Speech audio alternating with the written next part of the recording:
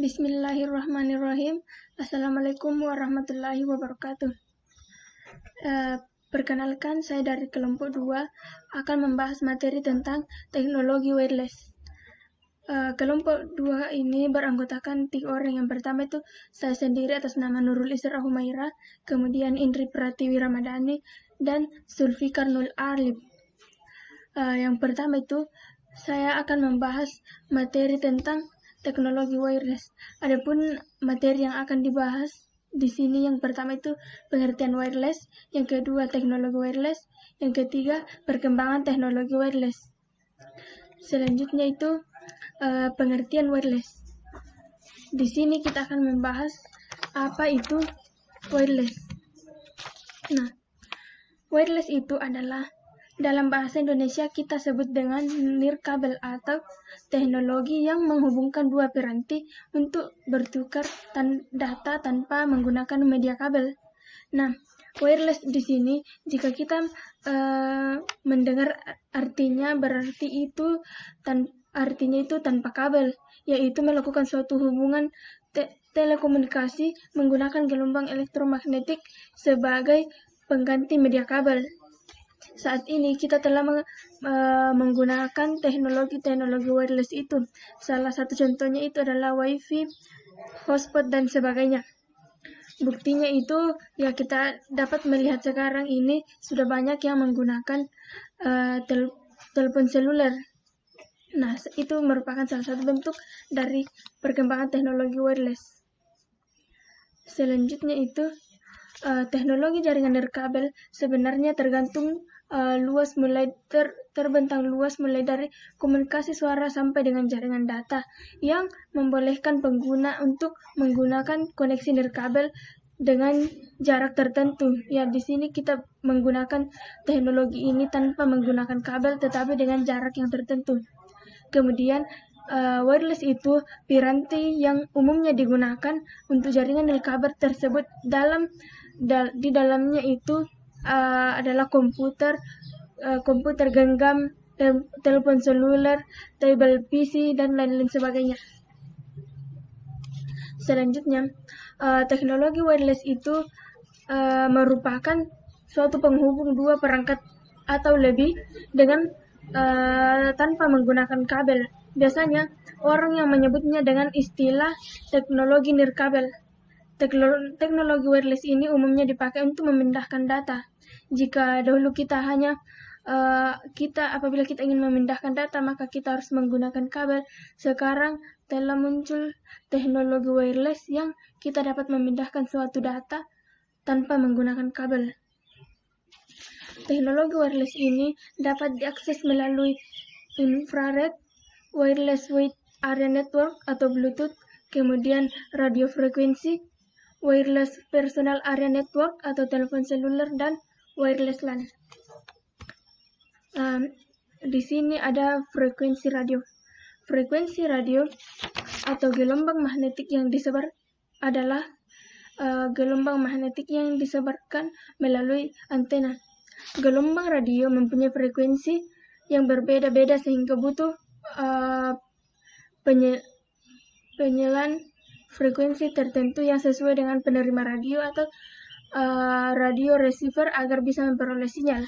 Nah, gelombang radio tersebut adalah jenis-jenis dari radiasi elektromagnetik dengan panjang gelombang yang lebih besar, namun jarang jika dibandingkan dengan radiasi infrared. Sama seperti seluruh gelombang elektromagnetik yang lain yang bergerak dengan kecepatan cahaya dalam ruang hampa. Gelombang ini bisa dihasilkan secara alami oleh petir dan juga dari benda-benda astronomi lainnya. Gelombang radio merupakan unit pengurutan frekuensi gelombang yang sesuai dengan satu siklus per detik. Nah, di sini frekuensi radio atau FR itu berkisar antara 3 Hz sampai 300 GHz. Selanjutnya, cara kerja dari radio frekuensi.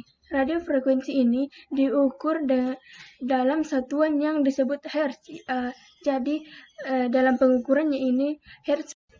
Selanjutnya yaitu cara kerja dari radio frekuensi. Radio frekuensi itu diukur dalam satuan yang disebut hertz, yang mewakili jumlah siklus per detik ketika gelombang radio tersebut ditransmisikan. Selanjutnya, 1 Hz itu sama dengan 1 siklus per detik, yang gelombang radionya itu berkisar dari ribuan kilohertz, jutaan kilohertz, hingga miliaran gigahertz dalam siklus per detik. Nah, selanjutnya, gelombang mikro di sini adalah jenis gelombang radio dengan frekuensi yang lebih tinggi, atau frekuensi yang di atas yang selalu tinggi. Kemudian frekuensi radio itu tidak terlihat oleh mata manusia. Selanjutnya kita masuk di infrared. Infrared itu adalah similar elektromagnetik yang panjang gelombangnya lebih daripada cahaya yang nampak atau cahaya yang kita lihat seperti petir dan lain-lain, yaitu di antara 700 nanometer dan 1 nanometer. Kisar inframerah berupa cahaya yang tidak tampak atau tidak bisa dilihat secara langsung oleh mata manusia. Nah, berikutnya karakteristik dari infrared. Infrared itu tidak dapat dilihat oleh manusia. Nah, tadi sudah dikatakan pada pengertian infrared bahwa kecepatannya itu sangat cepat sehingga tidak nampak oleh mata manusia. Kemudian tidak dapat menembus materi yang tidak tembus pandang. Nah, seperti misalnya kayu, cahayanya itu tidak bisa menembus karena itu tidak tembus pandang. Kemudian dapat ditimbulkan oleh komponen-komponen yang menghasilkan panas, seperti itu petir. Cahayanya bisa seperti petir. Kemudian panjang gelombang pada inframerah memiliki hubungan yang berlawanan atau berbanding terbalik dengan suhu. Jadi panjang gelombang dari inframerah dengan suhu yang ada itu berbanding terbalik. Selanjutnya yang akan dibahas itu adalah Bluetooth. Bluetooth itu di sini akan dibahas mengenai sejarah Bluetooth, arsitektur Bluetooth, arsitektur topologi Bluetooth. Sejarah Bluetooth ini diambil dari nama seorang raja dari Denmark, yaitu Harald Bluetooth, yang merupakan raja yang memerintah pada tahun 958 sampai 986. Raja ini terkenal sebagai pemersatu beberapa suku di Denmark yang terpisah-pisah sebelum menjadi kerajaan. Teknologi Bluetooth ini dianggap diciptakan untuk bagaimana bisa memiliki kesamaan dengan raja Denmark tersebut, karena dapat mempersatukan berbagai perangkat dan beragam produsen dengan beragam kegunaan dalam satu jaringan.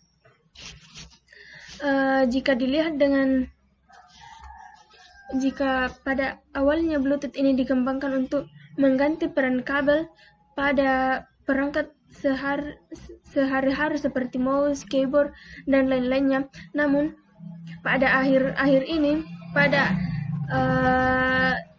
sekarang itu semakin canggih teknologi, jadi Bluetooth akhirnya memiliki banyak fungsi. Perkembangan fungsinya sebagai penghubung dengan sarana-sarana lain. Teknologi Bluetooth pun berkembang hingga jarak efektif sebelumnya yang hanya 10 meter menjadi 100 meter. Nah, Bluetooth ini pertama kali dirilis dengan versi 1.1b pada tanggal 26 Juli, dan ini belum sempurna karena mempunyai banyak masalah dan perusahaan manufaktur pendukungnya mengalami kesulitan dalam menerapkan teknologi pada produk-produk mereka. Kemudian Bluetooth versi-versi terbaru selanjutnya yaitu Bluetooth ini pertama kali dirilis pada tahun 1999 pada tanggal 26 Juli. Versi yang pertama muncul yaitu Bluetooth versi 1.0 dan Bluetooth versi 1B. Bluetooth versi ini masih belum sempurna karena mempunyai banyak masalah. Sedangkan perusahaan manufaktur yang mendukung Bluetooth versi ini mengalami kesulitan dalam menerapkan teknologi-teknologi pada produk-produk mereka. Nah, Bluetooth yang terbaru sekarang ini, Bluetooth versi terbaru rilis pada 30 Juni 2010. Perkembangan Bluetooth versi 4 memungkinkan suatu perangkat untuk mencari atau membaca perangkat lain yang lebih mudah dan memiliki sistem kesamaan lebih baik dan membutuhkan sedikit tenaga dalam melakukan suatu proses atau dalam mengkaitkan satu data ke data yang lain.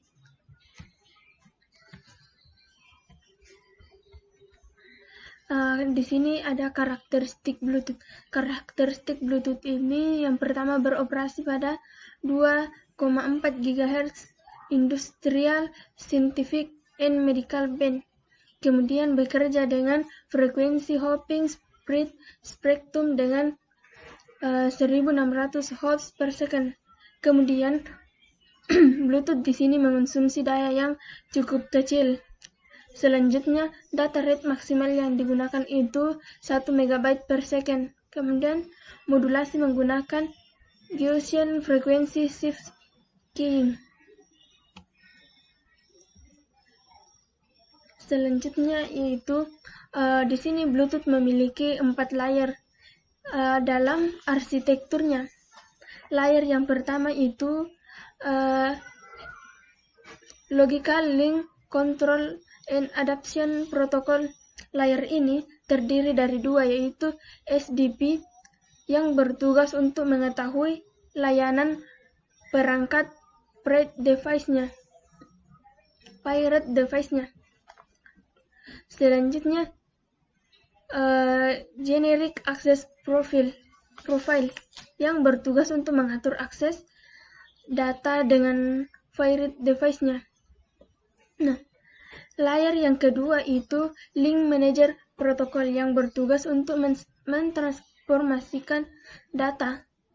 Nah, layer yang ketiga yaitu Link Control Protocol yang mengatur encoding, decoding, serta error-error yang terjadi dalam LPM atau Link Manager Protocol. Tugasnya LCP di sini itu untuk mengatur error-error yang ada pada paket LPM. Kemudian layer yang paling bawah itu adalah Radio Frequency Protocol yang bertugas untuk mengatur trans-service pengiriman dan penerimaan sinyal radio dari dan ke repeat device-nya. Nah, selanjutnya yaitu arsitektur topologi jaringan Bluetooth. Arsitektur topologi jaringan Bluetooth ini terbagi atas 3. Yang pertama, point-to-point link, topologi Piconet, dan topologi jaringan Scanternet. Yang pertama itu point-to-point link. Topologi ini hanya menghubungkan dua Bluetooth device, yaitu device yang memulai hubungan menjadi master, sedangkan device yang dituju menjadi self. Selanjutnya, topologi jaringan Piconet. Topologi ini merupakan jaringan yang lebih sederhana dalam topologi Bluetooth. Di sini memiliki ciri-ciri sebagai memiliki sebuah master dan 2 atau lebih. Maksimal master yang dimiliki itu 7 dalam satu jaringan. Kemudian menggunakan data rate 1 MB per second. Kemudian IDN dan logmaster menentukan urutan dan fasa frekuensi hopping.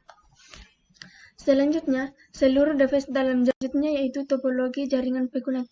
Topologi jaringan Piconet ini merupakan sebuah jaringan yang lebih sederhana dibandingkan topologi Bluetooth lainnya. Topologi jaringan Piconet ini memiliki ciri-ciri sebagai memiliki sebuah master, 2 atau lebih, maksimal 7 master self dalam satu jaringan. Kemudian maksimum data rate yang digunakan itu sebesar 1 MB per second. Kemudian ID dan clock master menentukan urutan frasa frekuensi hopping.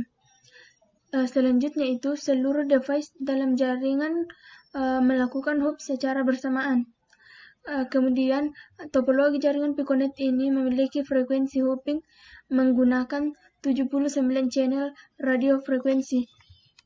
Selanjutnya kita masuk pada topologi jaringan Scatternet. Topologi ini memiliki ciri-ciri. Yang pertama, tiap Piconet dapat diakses secara bersamaan. Kemudian frekuensi hopping menggunakan 79 channel radio frekuensi dalam bandwidth 2,4 GHz ISM dengan spasi 1 MHz. Maksimum data rate yang digunakan itu 1 MB per second, sama dengan yang tadi Piconet. Kemudian menggunakan multiple Piconet secara bersamaan ke dalam jaringan Scatternet. Maksimal Piconet yang digunakan itu sebanyak 10. Selanjutnya, master atau self dapat difungsikan sebagai bridge node. Kemudian ciri-ciri selanjutnya yaitu tiap Piconet harus disinkronisasikan terlebih dahulu supaya menghindari interferensi dari Piconet. Nah, itulah materi yang sempat saya bahas pada kesempatan ini. Selanjutnya akan materi lanjutan akan dibawakan oleh teman kelompok saya.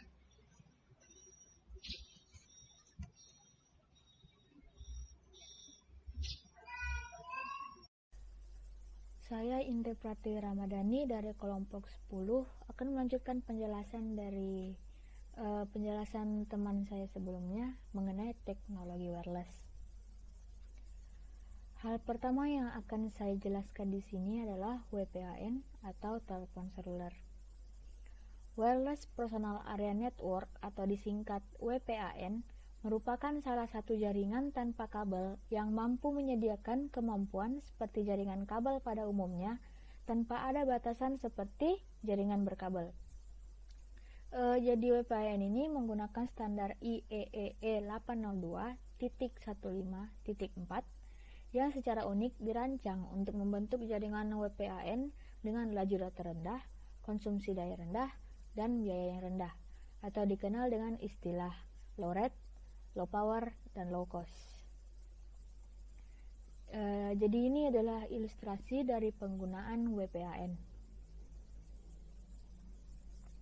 Kemudian, kelebihan dari penggunaan WPAN adalah yang pertama konsumsi daya rendah, lalu yang kedua mobilitas atau pergerakan yang tinggi. WPAN memungkinkan pengguna untuk mengakses informasi dimanapun ia berada selama masih dalam jangkauan WPAN.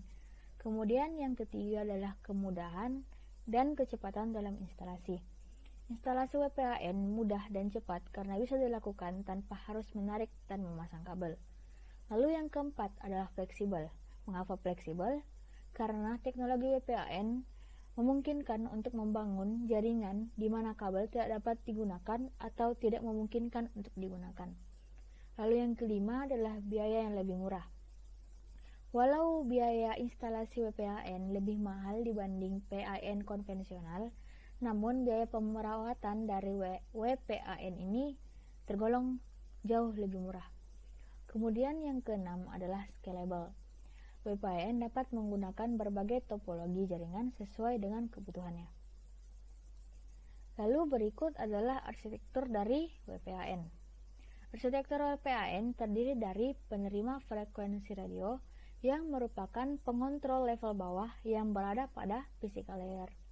Kemudian di atasnya ada data link layer yang di dalamnya terdapat sub lapisan MIC yang selain berfungsi untuk menghubungkan physical layer juga untuk mengkonfigurasi jaringan.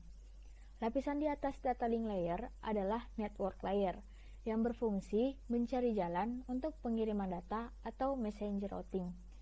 Lapisan paling atas dalam arsitektur WPAN adalah application layer yang berfungsi untuk menjadi perangkat antarmuka antara pengguna dan perangkat. Kemudian materi yang selanjutnya yaitu wireless LAN. Wireless Local Area Network atau WLAN adalah sistem komunikasi data yang fleksibel dan dapat diimplementasikan sebagai perpanjangan atau sebagai alternatif pengganti untuk jaringan kabel LAN. Dengan menggunakan gelombang radio wireless, LAN mengirim dan menerima data dari udara yang meminimalisasikan penggunaan kabel yang terlalu banyak.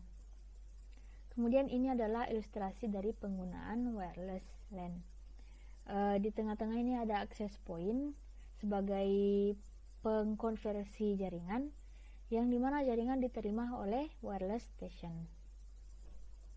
Kemudian komponen-komponen WLAN ini ada 3, yaitu yang pertama access point.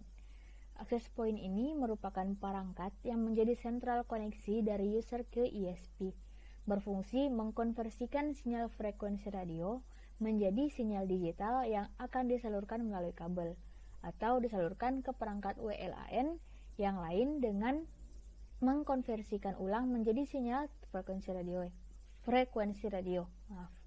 Lalu yang kedua adalah WLAN interface. WLAN interface ini peralatan yang terpasang pada mobile atau desktop PC. Peralatan yang dikembangkan secara massal adalah dalam bentuk PMCIe card, PCI card, maupun melalui USB port. Kemudian yang ketiga adalah antena. Antena ini digunakan untuk memperkuat daya pancar. Antena dapat dirakit sendiri oleh user. Kemudian mode pada WLAN ini ada 2, yaitu yang pertama mode ad hoc dan kedua adalah mode infrastruktur. Mode ad hoc sering disebut sebagai jaringan peer-to-peer atau disebut juga jaringan point-to-point. Mode ad hoc memungkinkan hubungan antar komputer pada jaringan WLAN tanpa melalui suatu access point. Tidak seperti pada jaringan kabel yang mana jaringan point-to-point hanya berlangsung antar 2 komputer, jaringan point-to-point pada jaringan WLAN dapat dilakukan oleh 3 komputer secara bersama. Semua komputer dapat terhubung secara langsung dan menggunakan sumber daya alam yang sumber daya yang ada secara bersama. Kemudian yang kedua adalah mode infrastruktur. Mode infrastruktur ini jaringan WLAN yang bekerja pada mode ad hoc hanya dibatasi untuk hubungan antara 3 komputer saja.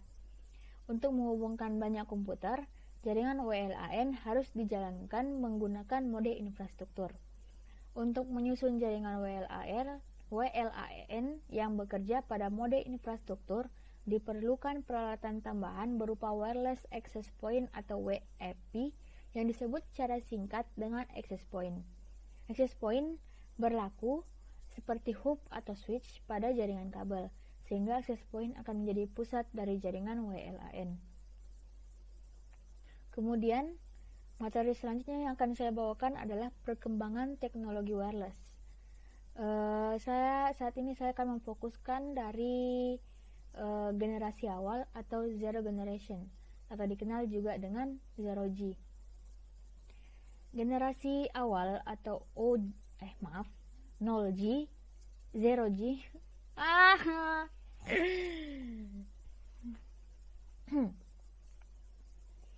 Generasi awal atau 0G merupakan teknologi telepon seluler modern permulaan, di mana menggunakan jaringan gelombang radio khusus dengan jangkauan jaringan yang terbatas dan dapat terhubung dengan jaringan telepon biasa.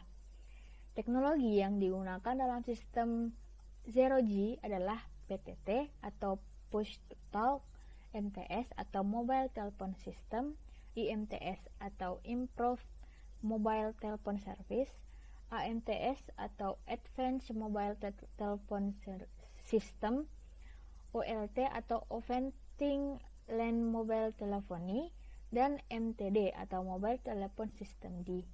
Teknologi pada 0G menggunakan gelombang radio dan biasa dipasang pada mobil dan truk. Biasanya transceiver atau transmitter receiver dipasang di bagian kendaraan dan melekat pada dial, display, dan handset yang dipasang di dekat kursi pengemudi. Pengguna utama pada teknologi 0G adalah arsitek dan pekerja konstruksi dengan alat komunikasi suara sederhana seperti walkie-talkie. Kemudian, kelebihan dari teknologi generasi awal ini dapat melayani komunikasi suara dan merupakan teknologi awal komunikasi bergerak yang diimplementasikan dan dikomersialkan. Namun, kekurangannya ialah metode transmisi half duplex, meski perkembangannya mendukung full duplex.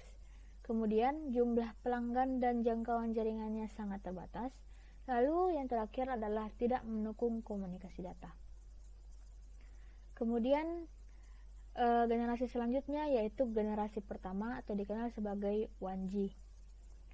Generasi pertama atau 1G merupakan teknologi telepon pertama yang diperkenalkan pada era 80-an dan masih menggunakan sistem analog. Teknik komunikasi yang digunakan adalah Frequency Division Multiple Access atau VDMA. Teknik ini memungkinkan untuk membagi-bagi alokasi frekuensi pada suatu sel untuk digunakan masing-masing pelanggan di sel tersebut, sehingga setiap pelanggan saat melakukan pembicaraan memiliki frekuensi sendiri.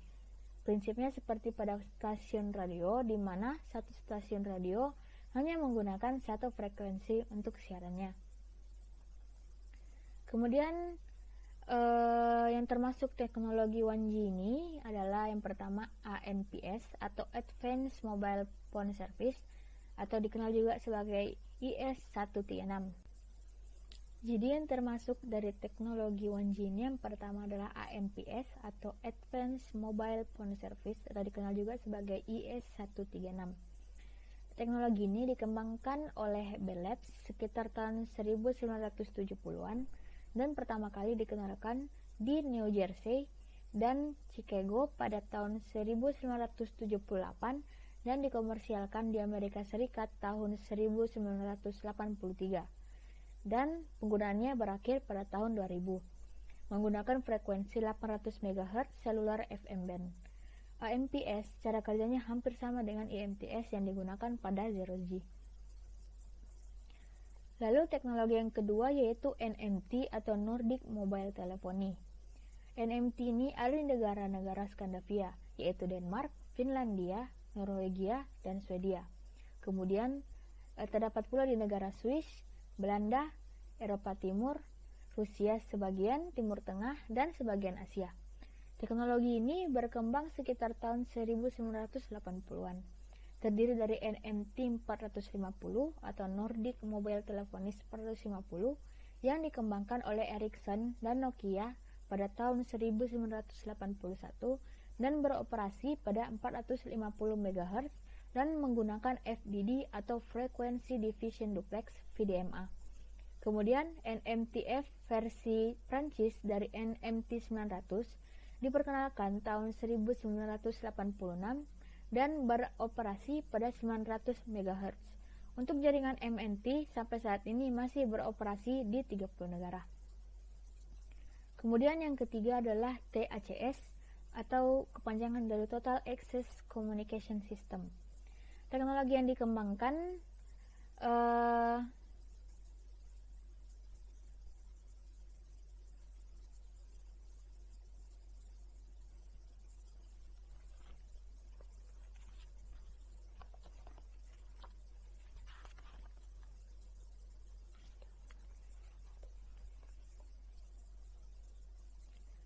Kemudian teknologi yang ketiga adalah TACS atau kepanjangan dari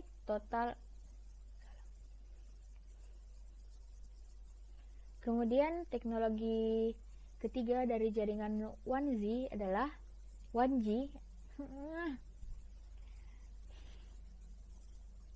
Kemudian teknologi dari 1G yang ketiga adalah TACS, yang singkatan dari Total Access Communication System. Teknologi ini dikembangkan oleh Motorola yang hampir sama dengan EMPS yang diperkenalkan tahun 1985. Merupakan standar analog yang dominan dipakai di Eropa yang beroperasi pada frekuensi 900 MHz. Kemudian yang keempat adalah CNETS. CNETS ini diperkenalkan pada tahun 1981 dan berakhir dipakai pada tahun 1988 di Austria dan Jerman yang dikenal sebagai Motorphone System 512 yang dioperasikan oleh Vodacom SAG Mobitex. Jadi kelebihan dari teknologi generasi pertama ini adalah dapat melayani komunikasi via suara, sedangkan kekurangannya adalah tidak dapat melayani komunikasi data dalam kecepatan tinggi dan besar. Kemudian jumlah pengguna yang dapat ditampung dalam satu sel sedikit. Kemudian yang terakhir adalah penggunaan spektrum frekuensi yang boros. Jadi sekian penjelasan dari saya, akan dilanjutkan oleh teman kelompok saya yang lain. Terima kasih. Assalamualaikum warahmatullahi wabarakatuh.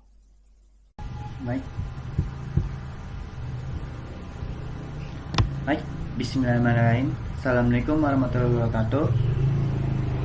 Perkenalkan, nama saya Zulfikar Nur Alif sebagai pembawa materi terakhir dari kelompok 10. Pembahasan saya itu yaitu pertama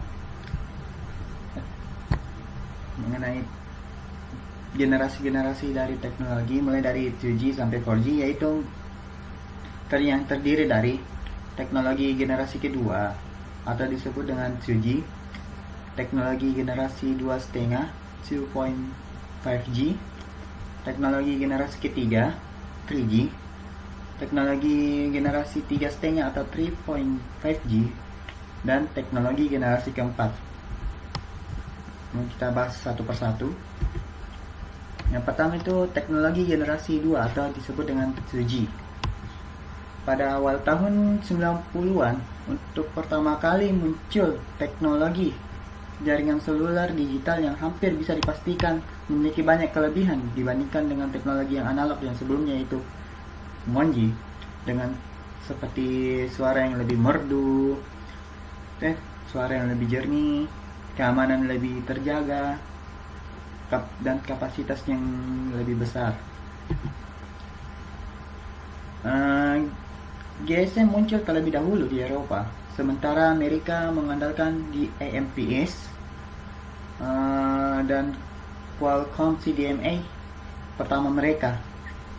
Kedua sistem ini yaitu GSM dan CDMA mewakili generasi kedua atau 2G dari teknologi jaringan nirkabel, dan juga kenyataan bahwa generasi pertama mulai menghilang satu dekade yang lalu sehingga ada generasi yang baru.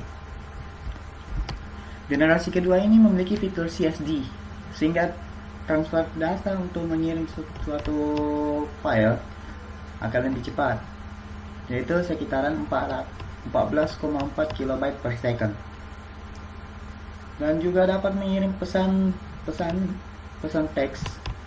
Tapi fitur CSD ini akan menghabiskan biaya yang lebih besar, karena jika Anda ingin terhubung ke internet, Anda harus menggunakan dial-up yang dihitung per menit. Ada pula yang termasuk dari teknologi 2G, yakni pertama TDMA atau Time Division Multiple Access.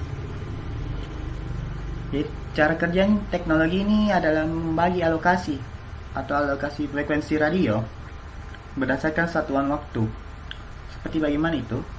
Teknologi TDMA ini dapat melayani 3 sesi penelpon sekaligus dengan melakukan pengulangan pada irisan-irisan satuan waktu. dalam satu channel radio.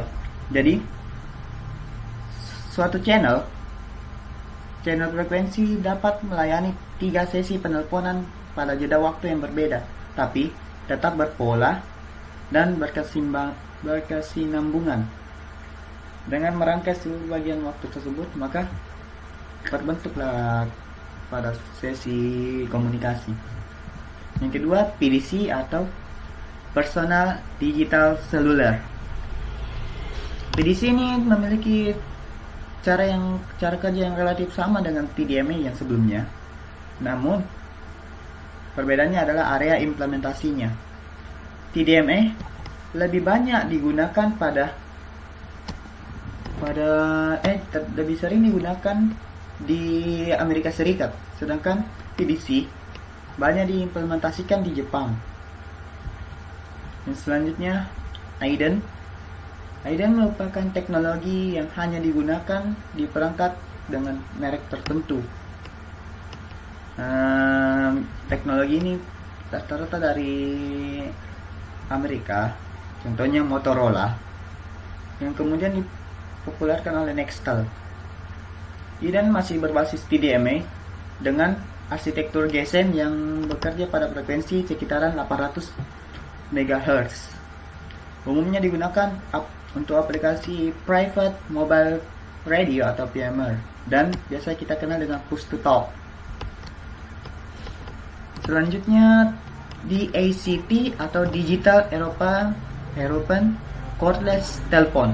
DACT yang berbasis teknologi TDMA ini difokuskan untuk keperluan bisnis dengan skala enterprise atau tidak secara umum, yang tidak sangat bebaslah digunakan. Bukan skala service provider yang melayani pengguna dalam jumlah yang sangat banyak. Contohnya teknologi ini wireless PBX dan intercom antar telepon wireless. Okay. Walaupun seperti gini sih, DACT ini memiliki bandwidth frekuensi sekitaran frekuensi yang lebar sekitaran 32 kilobyte per second. Selanjutnya, PHPS atau Personal Handphone Service. PHPS merupakan teknologi yang dikembangkan dan diimplementasikan di Jepang. Teknologi ini tidak berbeda jauh dengan DACT yang juga mengalokasikan 32 kilobyte per second channel untuk menjaga kualitasnya. Teknologi ini difokuskan untuk kepentingan dalam lingkungan populasi tinggi, sehingga coverage area FBR tidak terlalu luas. Biasanya sekitar keramaian seperti mall, perkantoran, dan lain-lain. Selanjutnya, CDMA1 atau biasa disebut dengan IS-25 CDMA. CDMA1 ini berbeda dengan teknologi 2G yang lainnya, karena teknologi ini berbasis kode Division Multiple Access atau biasa kita kenal dengan singkatan CDMA. Teknologi ini meningkatkan kapasitas sesi penelponan yang digunakan. Dengan adanya sistem perkodean ini, maka lalu lintas dan alokasi waktu masing-masing sesi dapat diatur, dan frekuensi yang digunakan pada teknologi ini sekitaran 800 MHz. Namun dengan terdapat beberapa variasi lain yang berada lebih tinggi dari mencapai 1900 MHz. Okay. Sementara itu, seperti yang kita kenal, GSM atau disebut Global System for Mobile. GSM ini menggunakan sistem TDMA dengan alokasi kurang lebih sekitar 8 pengguna di satu channel frekuensi sekitar 200 kHz per satuan waktu. Awalnya frekuensi ini sekitar 800 sekitar 900 MHz. Pada perkembangannya frekuensi ini digunakan adalah 1800 MHz dan 1900 MHz.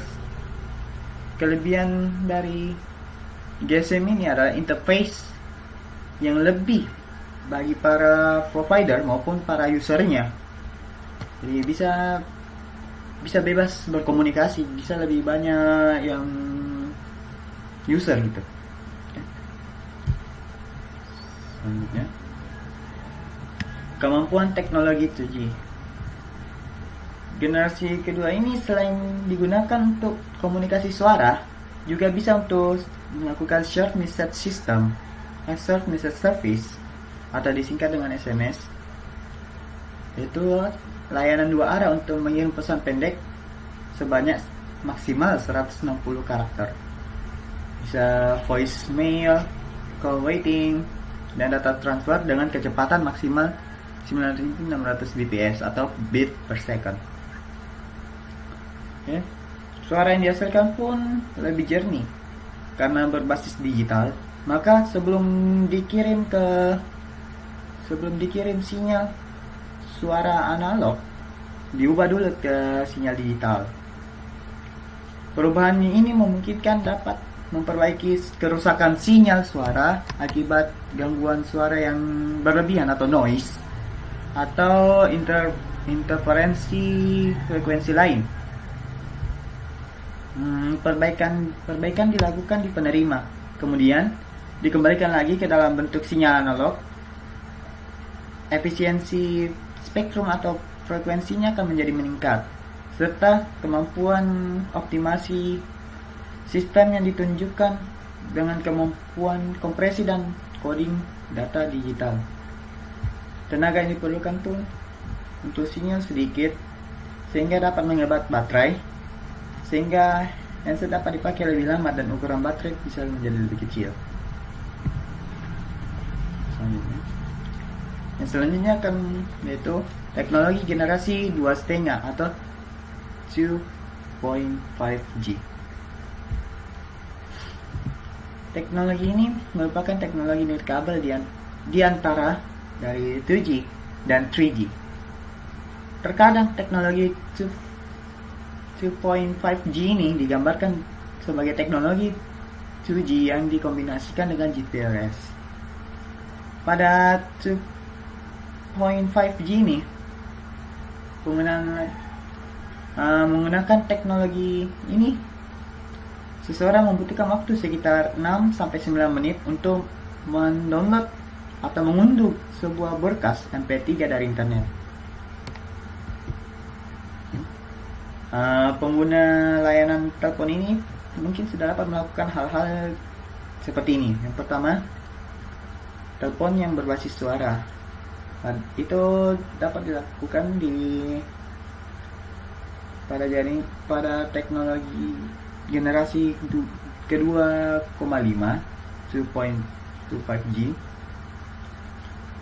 Yang kedua, mengirim dan menerima email, menjelajah internet atau browsing. Kecepatan untuk melakukan internet tersebut mencapai 144 KB per second, dan telepon nirkabel yang digunakan sudah memiliki kamera. Selanjutnya, teknologi generasi ketiga atau 3G. Antara tahun 2001 sampai 2003, F0, Web0 pada CDMA 2000, dan UMTS pada GSM pertama yang merupakan cikal bakal generasi 3G ini diperkenalkan. Tapi bukan berarti GPS telah tamat. Justru karena saat itu masih 8G atau Enhanced Data Rate for GSM Evolution ini diharapkan akan menjadi pengganti GPS yang sangat baik, karena tidak perlu lagi mengupgrade hardware secara ekstrim dan tidak perlu lagi mengeluarkan terlalu banyak biaya untuk upgrade-nya dan lain-lain. Dengan 8G mungkin sudah dapat merasakan kecepatan 2 kali lipat lebih cepat daripada GPRS, tapi akan tetap saja masih kurang cepat dari 3G. Berdasarkan International Telecommunication Union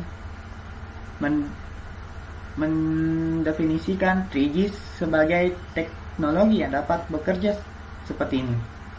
Seperti bawah. Pertama, memiliki kecepatan transfer dasar sebesar 144 KB per second apabila user berjalan atau berada pada kecepatan 100 km per jam. Yang kedua itu memiliki kecepatan transfer data sebanyak 384 KB per second pada kecepatan user saat berjalan kaki, dan memiliki kecepatan transfer data sekitar 2 MB per second apabila usernya diam.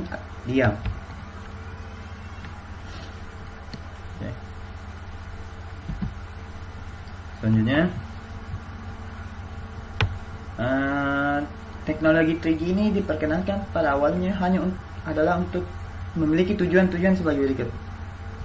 Pertama, menambah efisiensi dan kapasitas jaringan. Kedua, menambah kemampuan jelajah atau untuk roaming yang bisa lebih luas lagi dan lebih cepat. Untuk mencapai kecepatan transfer data yang lebih tinggi dibanding teknologi generasi sebelumnya. Selanjutnya, peningkatan kualitas layanan atau quality of service, disingkat dengan QoS, serta mendukung kebutuhan internet bergerak. Dibandingkan teknologi sebelumnya, teknologi ini bisa digunakan untuk lebih cepat lebih cepat dibandingkan sebelumnya jika bergerak usernya. Oke. Selanjutnya, frekuensi yang digunakan oleh 3G yaitu berada pada frekuensi penerimaan atau downlinknya mencapai 1920 mencapai 1980 MHz, dan frekuensi pengirimannya atau uplink sekitar 2110 sampai 2170 MHz. Kelebihan 3G dari generasi sebelumnya itu banyak juga. Yang pertama, pastinya kualitas suara yang di saat menelpon atau melakukan mengirim pesan voice akan jauh lebih baik atau lebih bagus dibandingkan teknologi generasi sebelumnya. Lebih secure, lebih terjamin keamanannya. Kecepatan data mencapai 2 MB per second untuk lokal atau di saat user tidak bergerak, dan 384 KB per second untuk wide area access. Support beberapa koneksi secara simultan atau sekaligus seperti ini.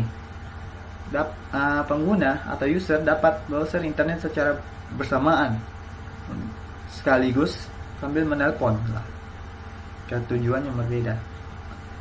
Infrastruktur bersama dapat mensupport banyak operator di lokasi yang sama, interkoneksi ke modem mobile dan fixed user. Pada kelebihan 3G ini bisa melakukan roaming gak hanya nasional, namun bisa ke internasional. Bisa menangani packet and circuit switch service termasuk internet atau IP dan video conference. Juga high data rate communication service dan asymmetric data transmisi data asimetris. Efisiensi spektrumnya juga bagus sehingga dapat menggunakan secara maksimum bandwidth yang berbeda, bandwidth yang terbatas. Support untuk multiple cell layer, coexistence and interconnection dengan satelit based service. Berarti ini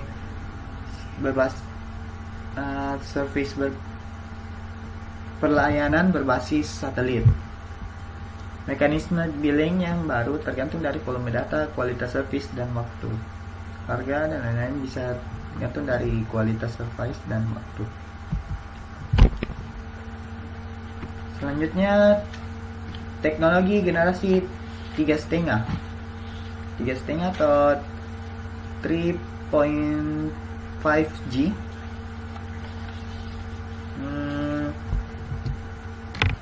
Teknologi 3.5G ini memungkinkan penggunanya untuk mendownload atau mengambil atau mengunduh berbagai macam sajian multimedia seperti live streaming video, streaming musik, mobile TV atau TV online, permainan online, cuplikan film, animasi, video klip, permainan, olahraga, keuangan, memainkan kumpulan lagu secara penuh, dan unduh karaoke dengan kecepatan yang tinggi dibanding sebelumnya.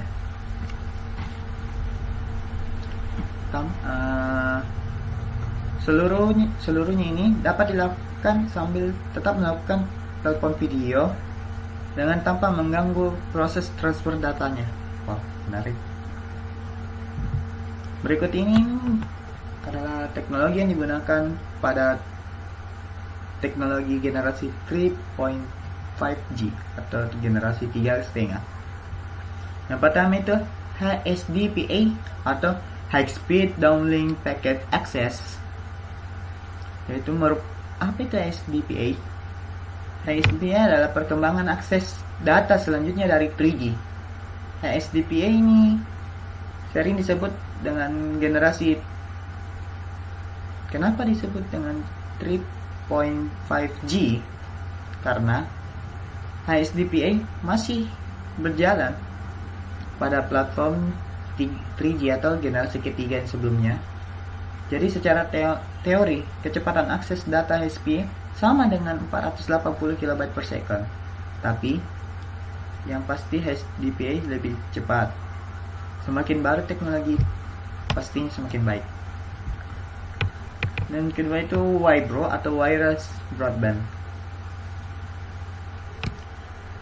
WiBro ini merupakan bagian dari kebijakan bidang teknologi informasi Korea Selatan yang dikenal dengan kebijakan 839. WiBro ini mampu mengirimkan data dengan kecepatan bisa mencapai 50 MB per second. Pada beberapa tahun, CDMA 2000 telah mengupgrade teknologi jaringan FDO mereka dari FDO Rev 0 menjadi FDO Rev A, dan akhirnya teknologi ini memiliki kecepatan 10 kali lipat lebih cepat dari FDO Rev 0. Juga UMTS yang sering disebut dengan 3GSM telah mengupgrade teknologi mereka dari HSDPA dan HSUPA. Inilah kenapa dinamakan 3.5G. Selanjutnya, teknologi generasi 4 atau disebut dengan 4G yang saat ini kita gunakan, pasti tidak asing lagi di. Tahu kan? 4G dikatakan bisa memiliki kecepatan 500 kali lipat lebih cepat daripada CDMA 2000 yang sebelumnya tadi jelaskan, dan bisa dikatakan memberikan kecepatan hingga 1 GB per second jika ada di rumah, atau 100 MB per second ketika Anda berpergian. 4G adalah singkatan dari bahasa Inggris Fourth Generation Technology. Istilah ini umumnya digunakan mengacu pada pengembangan teknologi yang terus berkembang di telepon seluler. 4G merupakan pengembangan dari teknologi 3G dan nama resmi dari 4G ini menurut IAAA atau Institute of Electrical and Electronic Engineers adalah 3G and beyond. Teknologi 4G ini adalah istilah dari serapan bahasa Inggris yang digunakan untuk menjelaskan pengembangan teknologi.